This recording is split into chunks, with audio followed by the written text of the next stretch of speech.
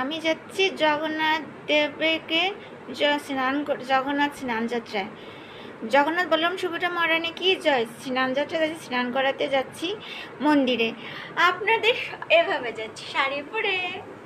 কেমন লাগছে আমাকে কমেন্টস করে জানান।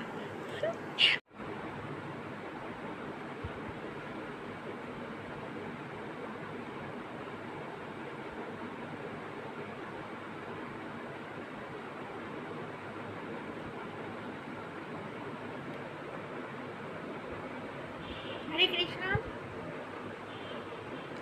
কি জানি গিয়ে মন্দিরে স্নান ধরতে পারবো কিনা, ওখানে স্নান করানো হয়ে গেছে কিনা, জানি কতক্ষণ না খেয়ে থাকতে হবে।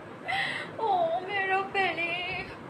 তো আপনারাও যান, গিয়ে স্নান করেন আর আমার জন্য প্রার্থনা করেন যে শ্রীকৃষ্ণ কৃষ্ণ কৃষ্ণ যেন বলে দেখ।